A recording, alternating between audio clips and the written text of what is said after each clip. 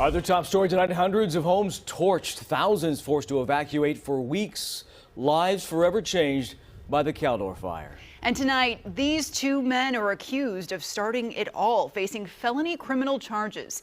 David and Travis Smith are in the El Dorado County Jail tonight. The father-son duo accused of reckless arson and starting the massive blaze. CBS 13's Laura Hafley is live in Pollock Pines with why their defense attorney says the charges won't stick. Laura?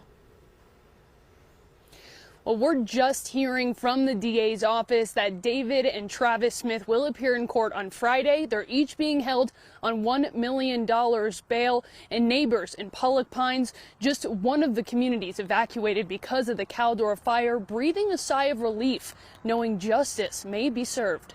Hundreds of thousands of acres burned, homes destroyed, people hurt. El Dorado County District Attorney says David and Travis Smith are responsible for all of it. I just hope that ultimately justice is served. The father and son, accused of starting the Caldor Fire, were arrested Wednesday for reckless arson. My clients and I assert that they are 100% innocent. The Smiths' attorney, Mark Reichel, claiming the DA got it wrong and that his client's involvement begins and ends with calling 911. They saw the fire and they called it in. The first flames sparking just south of Grizzly Flats. They called 911. The call dropped. They continue to call 911. Finally getting a dispatcher on the phone.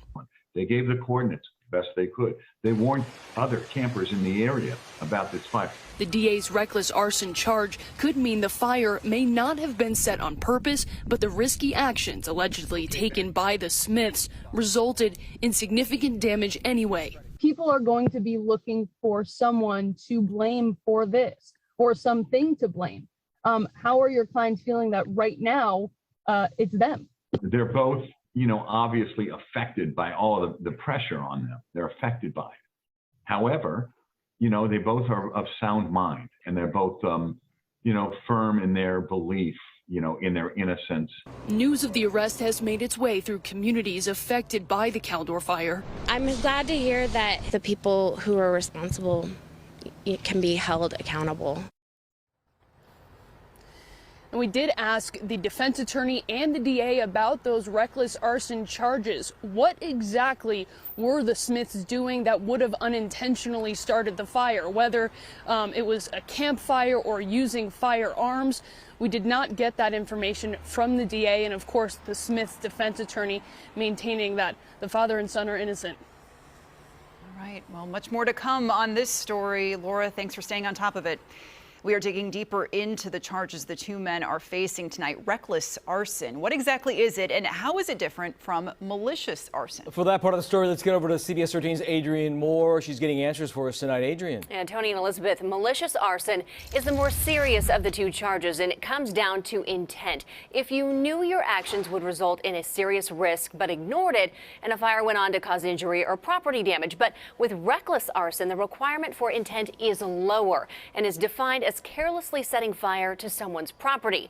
Now, today's busts come as CAL FIRE reports an increase in arson arrests. So far this year, 136 arrests have been made. That is 16 more than last year. And check out the jump between 2019 and 2020, where 50 more people were cuffed.